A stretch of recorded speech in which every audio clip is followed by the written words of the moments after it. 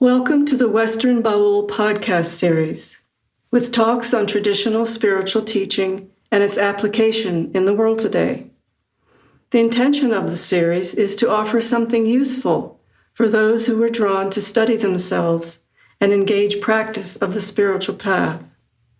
New talks are posted by the first of each month.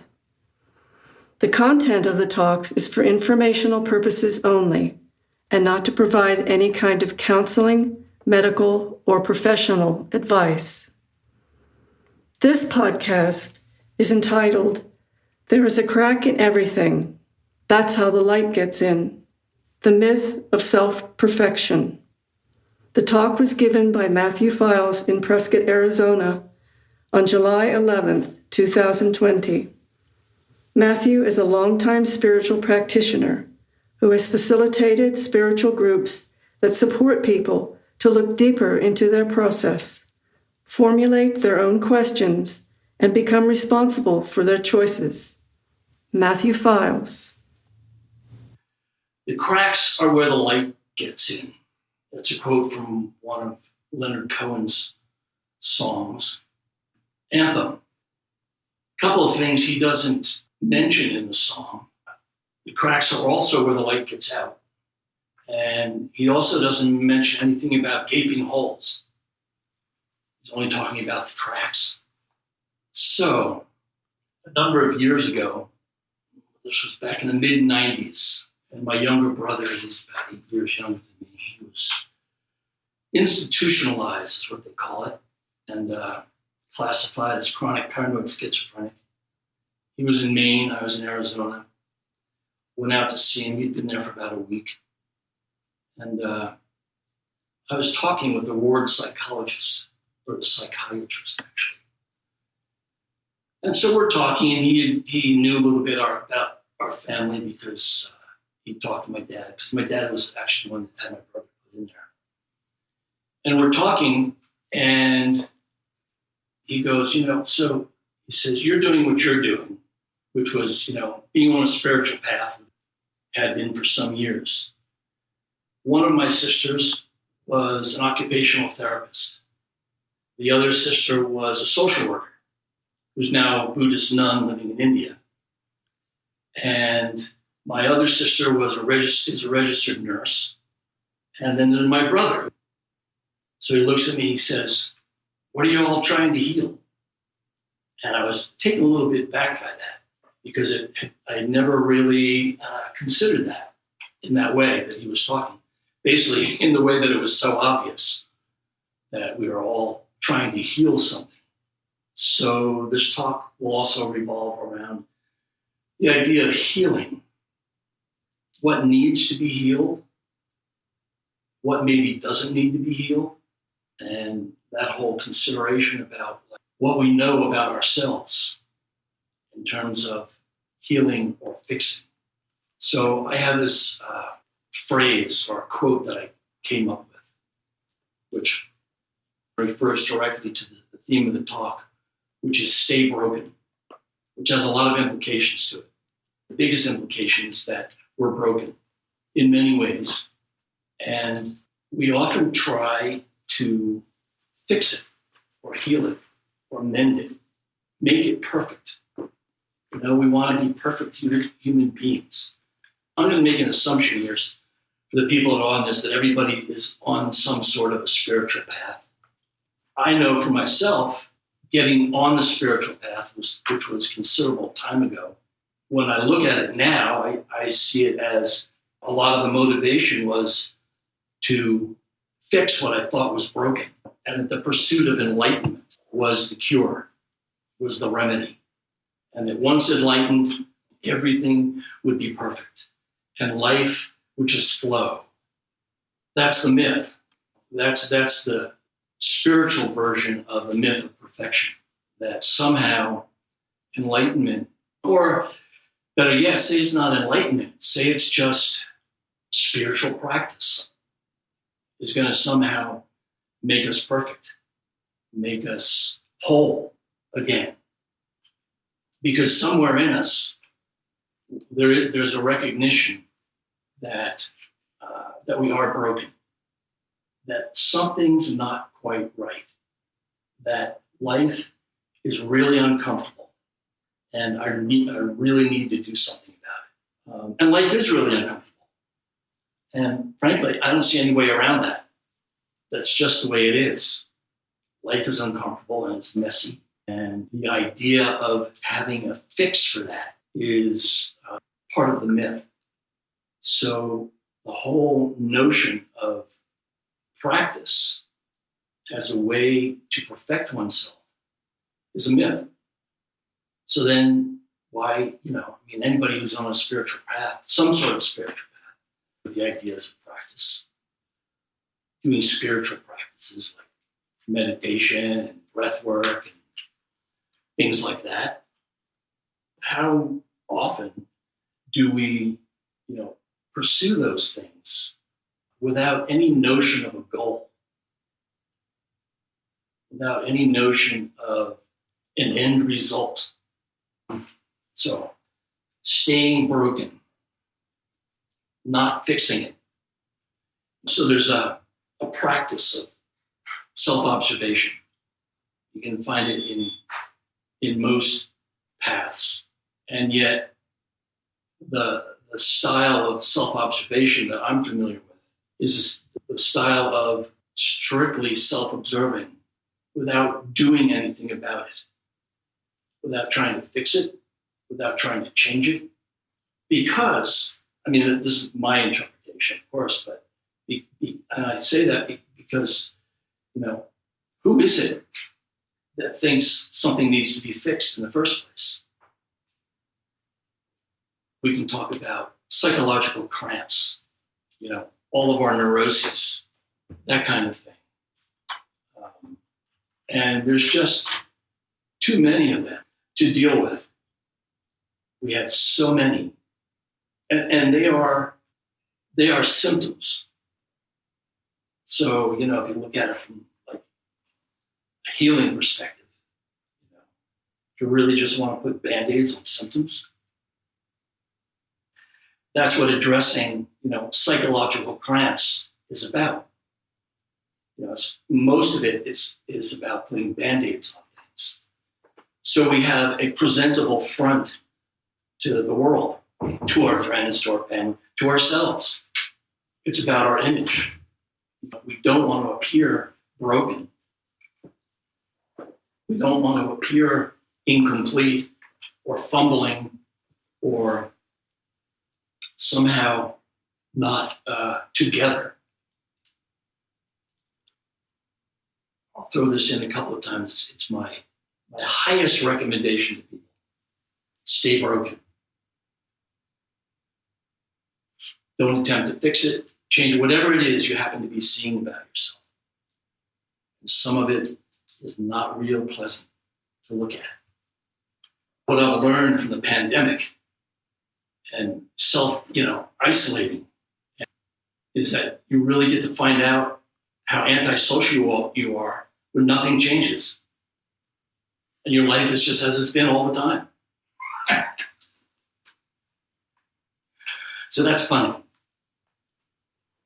What's not funny, talking about current events, what's not funny, but it's very real, is racism. Big topic these days in the news. But it's very clear to me about the different, interiorly, how differently I relate to people of color. So what am I going to do with that? What can I possibly do with that information? Try to stamp it out? I don't think so. I don't think that's going to work. But I can see it and I can observe it. I don't have to animate it. So these cracks, we're talking about the cracks here. The crack in the armor, the crack in the shell, the cracks in self-image, who I take myself to be, who I think of myself as. And I don't know where it comes from, whether it's from I heard this story about, I don't know whether it's Navajo rug weavers or something like that, somebody like that, or maybe it was Sufi rug weavers, about leaving imperfections in the product, in the rugs they were making, because they didn't want them to be too perfect. I think the idea was that it would lock in part of their soul into the piece. So we don't want to make ourselves too perfect. We don't want to go about life looking too perfect, but that's really hard to do. But perfect is a very interesting thing because it's all based on our conditioning. So I look the way I do. There was a little pamphlet that was put out many years ago, written by my guru, Lee Loswick, and it was called The Divine Path of Growing Old. Really phenomenal piece. And he had I wouldn't call him a student, but a deep admirer of his, who was a professional writer. Most of his writing was softcore porn, but he was a good writer. He was really good. And he rewrote he was in love with this piece. It really communicated to him something about aging. But given the way Lee wrote, it was kind of funky. Not all the sentences were complete. Some of the sentences were way too long, that kind of thing. So he rewrote it and he made it perfect. It read like a dream. It was really smooth and even, and it no longer communicated. It just didn't. It was a dead piece of beautiful writing. It was a beautiful piece of writing. It was really good. But of course, that's just my opinion that it was dead. Maybe other people got fantastic value out of it. But I thought it was just lifeless, but it was perfect. So to me, that's an example of what happens to us as human beings when we try to perfect ourselves. We no longer communicate. Leonard Cohen's song is talking about the light getting in. In this case, it's the light getting out. If we make ourselves too perfect, the light can't get out. It's stuck. And there's no longer any heart-to-heart communication with another human being because our imperfections are no longer showing. On the other hand, that's the thing that Leonard Cohen doesn't mention is the gaping holes. He's talking about the cracks in the veneer of who we take ourselves to be, our self-image. So my idea of perfection, personal idea, is going to be different than any of your guys' idea. Everybody has their own idea. There's no fixed thing for us. So everybody has their own idea and is living that out at the moment, attempting to present to the world the image of looking, we call it looking good. I like the idea of perfection. So really, it highlights the whole thing. But how well do we really see ourselves? I assume many of you, I don't know, are familiar with Anita types from Claudia Naranjo and others. But it's using the Enneagram for typing, personality typing. It's a way of looking at yourself, And so for years, I thought I was a 5. I was convinced.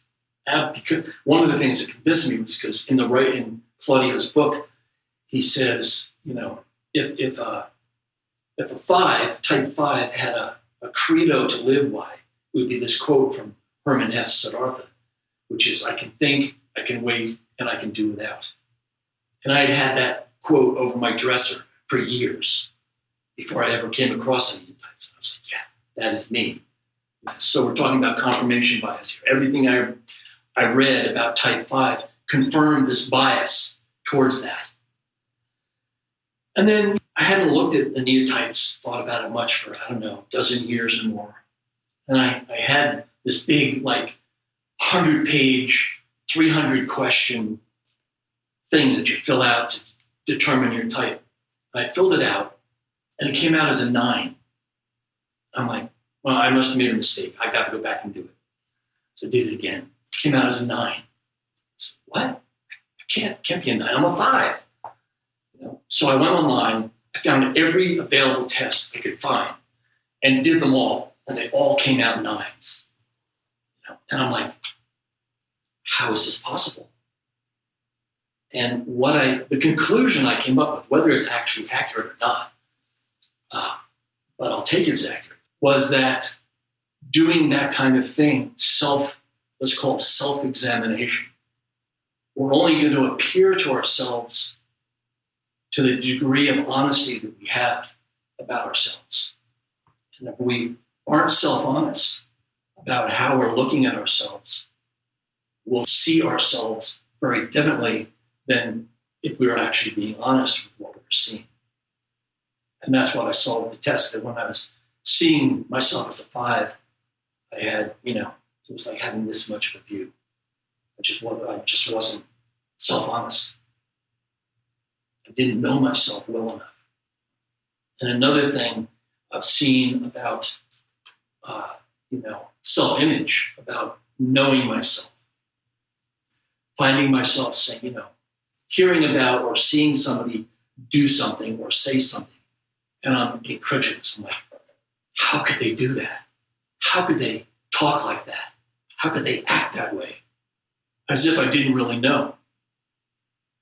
But if I looked a little closer, not at them, at me, I would clearly know, because I've got the same thing going on inside.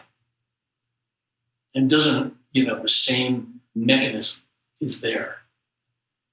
It may not be active, but it's there. And then again, it's the same thing.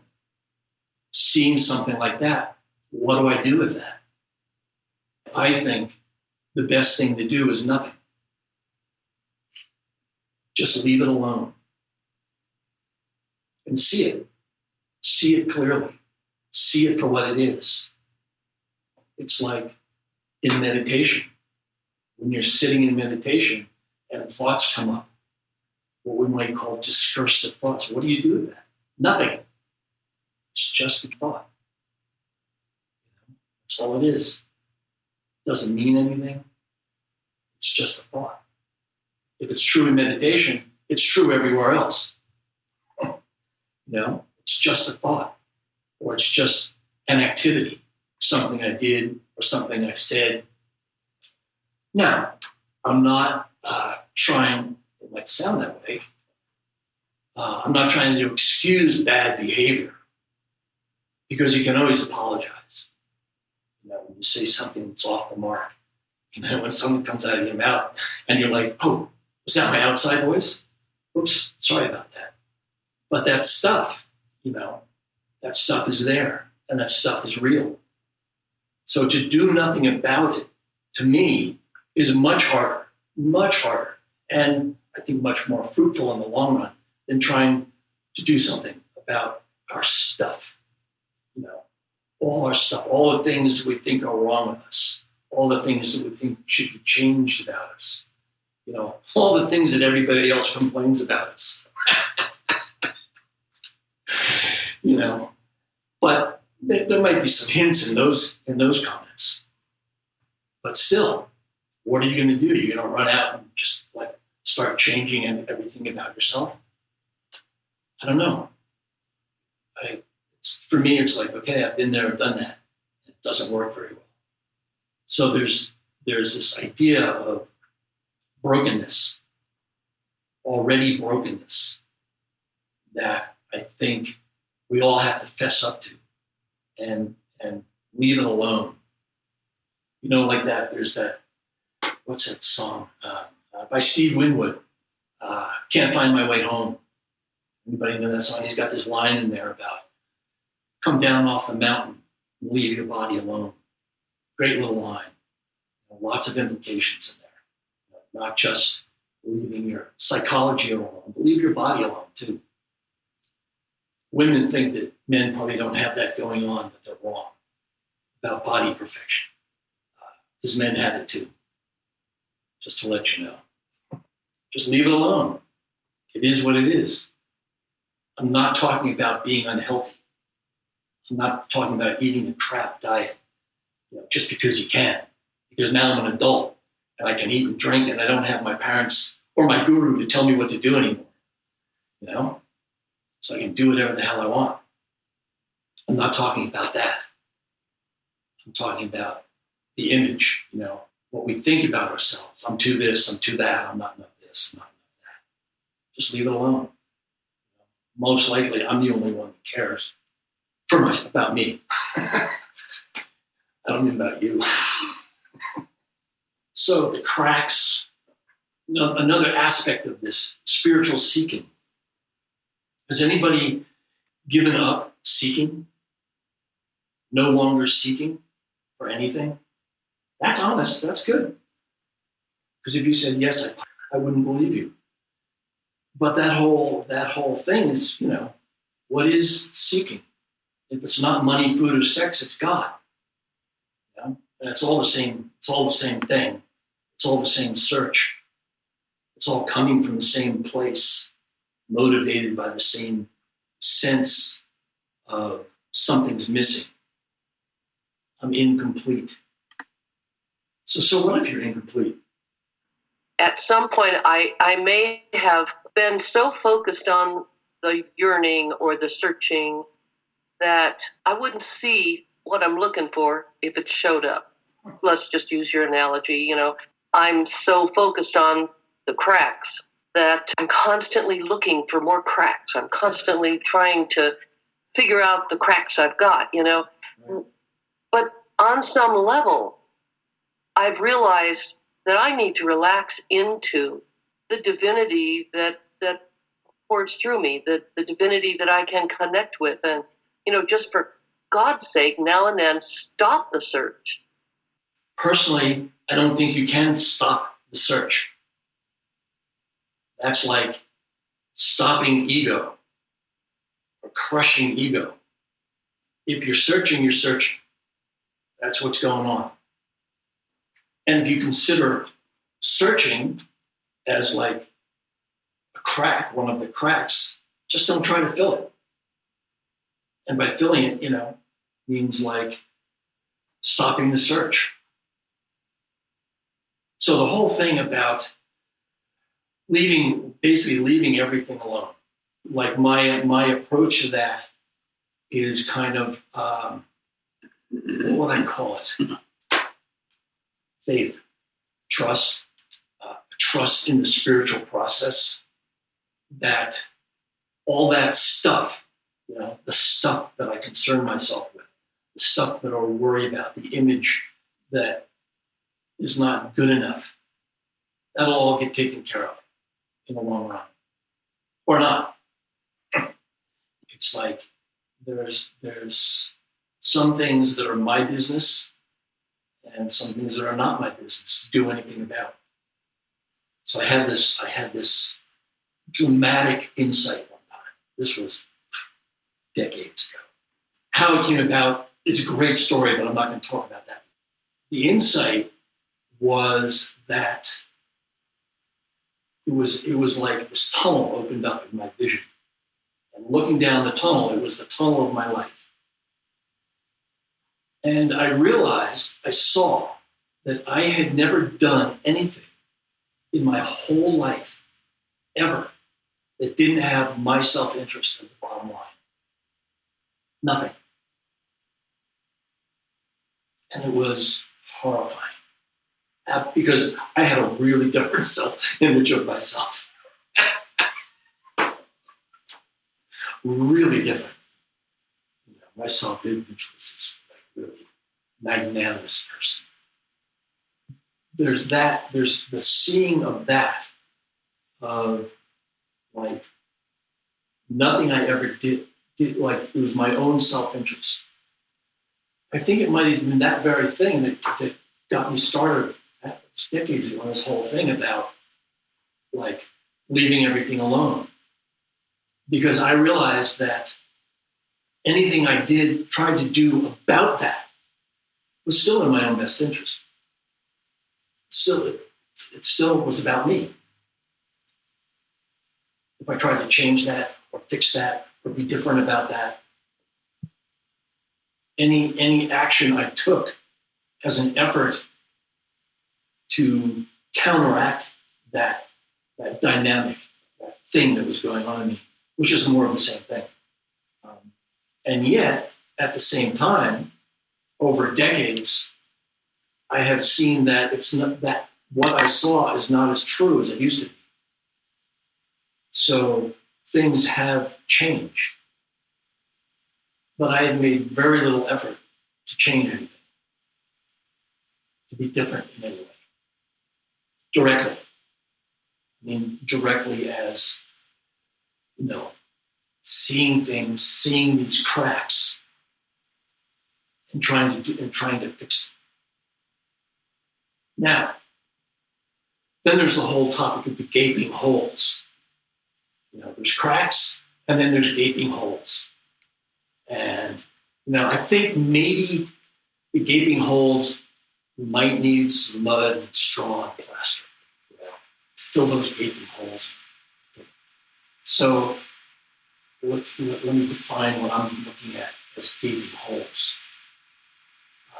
The gaping holes are the leaks of energy that keep us from actually practicing. The cracks don't. The cracks are not problems. The cracks need to be there. The cracks are what make us human. The gaping holes, they need a little something. And then, just to throw a monkey wrench in the works, being the contrarian that I am, there's the whole non-dual perspective of everything's already perfect. We're already perfect as we are, in terms of essence, but perhaps not in form. And the form is because of the gaping holes. So there are things that need work, but not the cracks. And the thing is, we need to be able to tell the difference between cracks and gaping holes. Things that need that kind of attention that one would give to a gaping hole, and things that don't.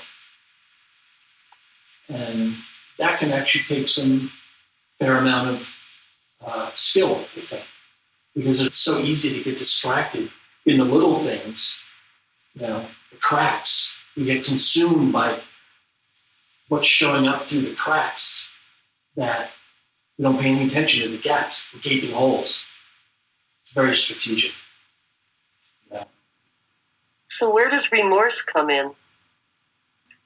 I think the thing about remorse is I think remorse comes when you realize you can't do anything about it, about something that you've done or something that happened. It's like we have regret all the time, and I think regret sort of has this back door built into it. Like, oh, if only I had done something differently. There's something more grounded and realistic about remorse, so that you can't change what was, or in a sense, you can't even change what is, but you might have the opportunity to at least be different in the future, and that's how remorse causes us to summon the presence of being, maybe to be different for the future. I was thinking, a lot of what you're talking about reminds me of this concept in Japanese aesthetics of wabi-sabi, which is the sort of the imperfection of material existence. Things that are a little bit crooked, a little bit worn, a little bit broken. And I was thinking in terms of aesthetics that it's actually the little screw-ups that makes things perfect. And maybe that's the human condition. It's if we all looked like Brad Pitt or whoever, it would be. And the mind thinks that would be really wonderful, if we all had perfect beach bodies and we were hanging out at the beach, so it can really be hell to get everything we want, the image we have of perfection and having our desires fulfilled. If we're looking at remorse and let's say guilt, in my experience, remorse is other-centered and guilt is more self-centered, because with guilt, it's more like, what can I do to make myself feel better because I have this does not feel good. And there's still self-involvement. And I think remorse is so much about seeing the pain that we have caused someone that completely shifts us out of our self-centered, self-absorbed way of functioning. I think that remorse has the power, it has the force to really transform and shift something in our relationship with whatever it is that we're remorseful about, even if nothing changes on the outside. And then the other thing I was going to say about the cracks and the Navajo weavings and all of that and leaving imperfection, I think that we need that because as human beings, we tend to be so filled. We tend to be, as ego is running the show, we are self-inflated, we're self-promoting, we're puffed up, we're full of pride. And I think that if we stay in touch with those cracks and we let them be, as you're describing, then it keeps us in touch with a kind of, I don't know if humility would be too strong of a word, but I would say vulnerability. And we need that vulnerability to stay in relationship with life as it is. Not life as we want it to be or life as we want to control and manipulate it, but life as it is. I think we need a certain texture, a certain kind of vulnerability. And I think staying in touch with those cracks and those flaws, and like you're saying, having the self-honesty to actually see without doing anything, but just to deeply see in kind of like a raw way, visceral way, I think allows us to stay in relationship to life and to others with vulnerability. I think that people mistakenly think that when they feel guilty that they do feel remorse. I don't think distinctions are made between those two things. I mean, it seems like there's some distinctions or nuance that is needed. Doing nothing, is that like thinking I'm fine no matter what I do is okay? People do horrific things in the world. I mean, they're broken in some way. They don't do anything about what other people see as cracks. Is that what you're meaning by like doing nothing? No. Because I'm not talking to them. Specifically talking to people who have an interest in some, let's call it transformational. So we call it a spiritual path. So I think what you're referring to is like people who have no interest in spiritual life at all. I don't think people like that would relate to this the same way. So basically, I'm talking about being on the path and looking at ourselves on the path and learning to disidentify with who we take ourselves to be. So that kind of language is not for everyone. It's a whole different. There's a split there in those worlds. What's the difference? I think the difference is that people who are on a spiritual path have some sense, and that's all it takes. It's just like a scent. It's like following a scent in the air of there's something more to this. Like this is not all there is to life. this body, this mind, and everything that arises out of it, like and the machine. Let's call it the machine life or the conditioned life. Somewhere along the line, the reason we're on a path is because we've got some whiff of there's more to the picture than this. And I would say for the most part, that whiff goes undetected. If it's useless to try to fix anything, what's the point of spiritual practice? And also, part of this lyric is about that's how the light gets in. Mm-hmm. What does that mean? Let's do spiritual practice first. First, I'll start with what I think spiritual practice is not. So, it's not a remedy. Spiritual practice is not a remedy for anything, ever. It's just none of it. No aspect of spiritual practice is a remedy to fix something that we perceive as wrong. At the same time, things do change when we're involved seriously in spiritual practice. Things change. We don't change things. I don't change things. But things change. So to me, spiritual practice kind of sets up the matrix for things to change. Or not. We're not talking guarantees here. Why? I don't know why. But that's pretty clear to me that there's no guarantees of any kind of results from spiritual practice. None. Things do happen. But guarantees, like somebody was telling me about somebody that had met over in Europe who was, wanted to become a part of this particular spiritual path. And they were asking him what he thought was great questions, which was like, well, what am I going to get out of it? What are the benefits for me? And I thought, it was like, well, there's only one way you're going to find out. It's to do it. Like you can't explain that ahead of time. And then, even then, it's all about me. Like, what benefit am I going to get out of this? That's definitely a question.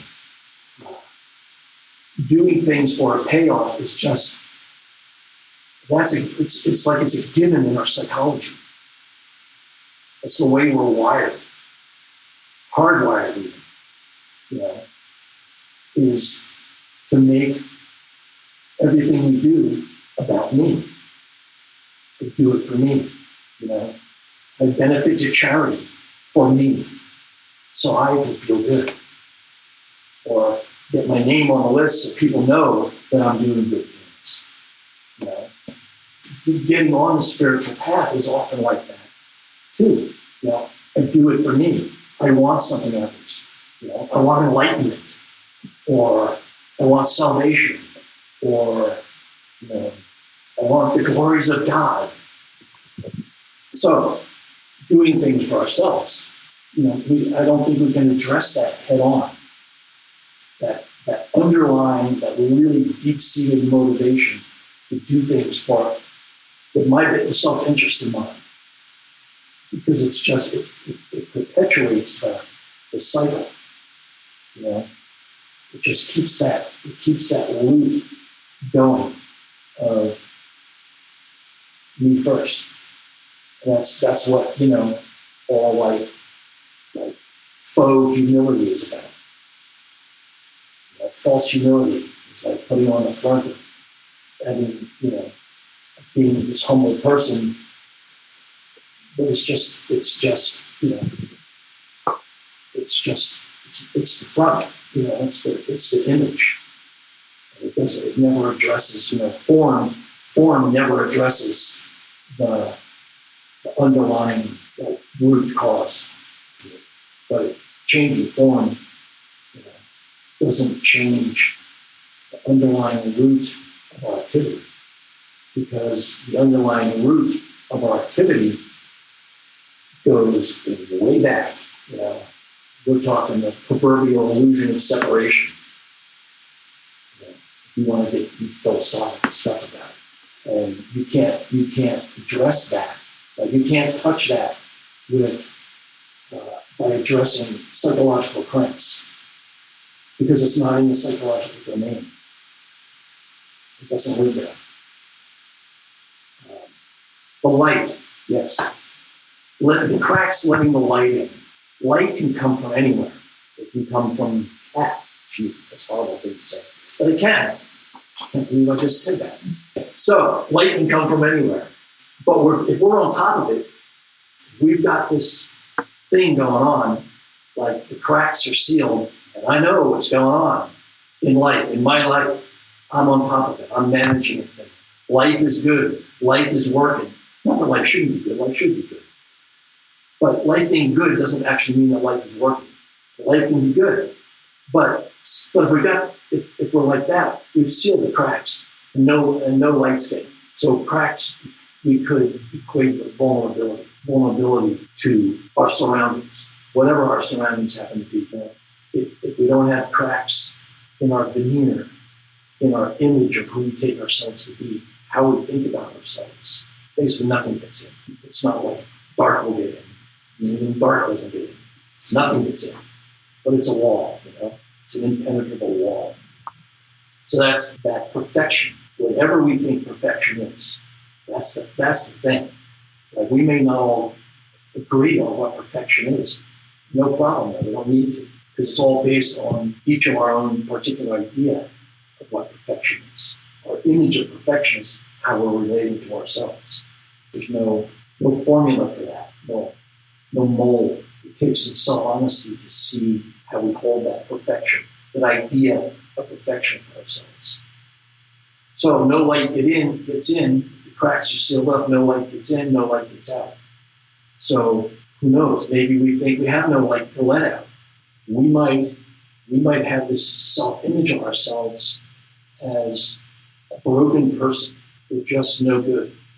It's not even the image of like, I'm great and I'm wonderful and I'm perfect. We could have the whole other end of the spectrum of self-image.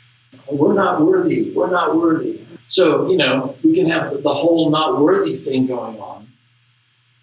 And that's the self-image, but that's perfect for us.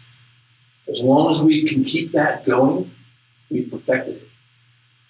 And no light gets in and no light gets out. So it's not about the image being, I'm all together, I'm wonderful. The self-image can be just the opposite. But the same process happens.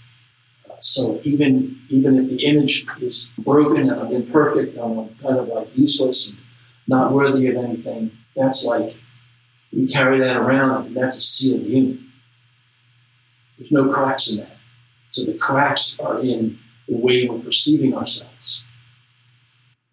I think of the phrase from, both self-observation with Red Hawk, and I think it's Gurdjieff as well, but part of not doing anything about it, a part of not trying to change the faults we see, has to do also with, at some point, seeing the horror of the situation, as the term is.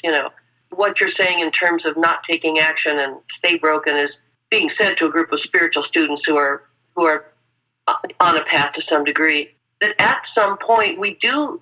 I don't want to take pride in all my cracks, and I certainly understand the difference between the big holes and the cracks. But can you address that a little bit? Leaving the horror of the situation alone, but not forgetting about it. It stays right here all the time. Change will happen, and yet I'm not doing it. It's very tricky, really.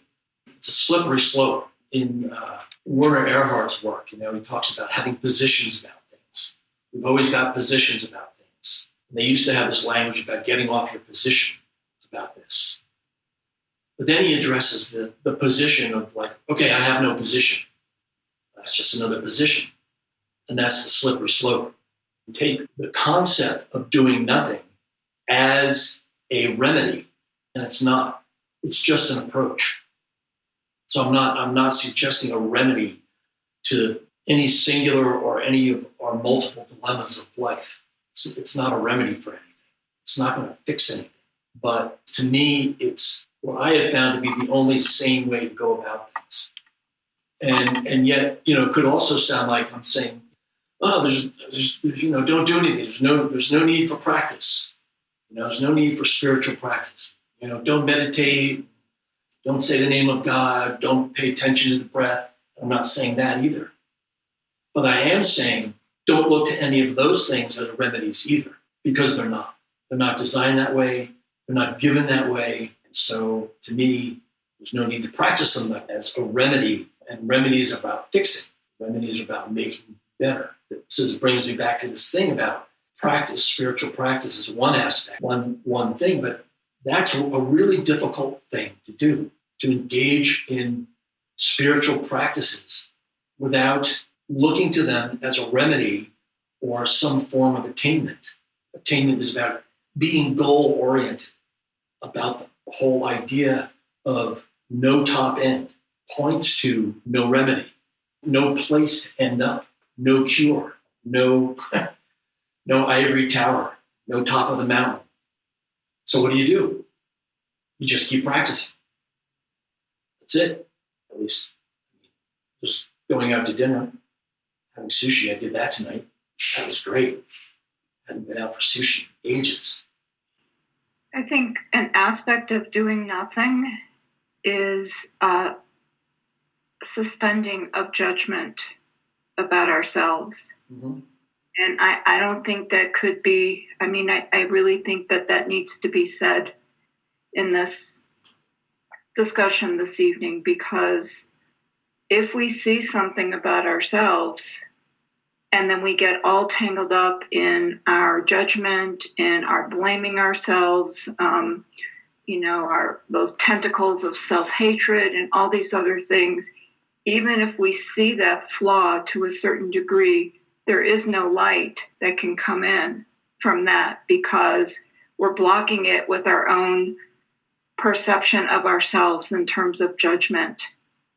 And I think we misunderstand what it means to do nothing, because to do nothing is huge, because we always want to do something. And we always want to fill up a vacuum or a hole. So to do nothing might be because what we want to fill it up with is beating ourselves up, or maybe whatever our secondary gain is about it. So I think when we're talking about seeing the horror of the situation and about seeing those flaws, we see them in a way where there is this inner spaciousness where we let it be what it is. We let it breathe fully in us. If we get it all cramped up with our psychology and our judgment and all that, I don't think there is any flow of light. I think it obscures it. Mm-hmm. I can't see that there isn't anything. So I just wanted to throw that in, and also to say that yes, we want some benefit in what we do, no matter what it is. And it's like, I think we've got to be okay with that.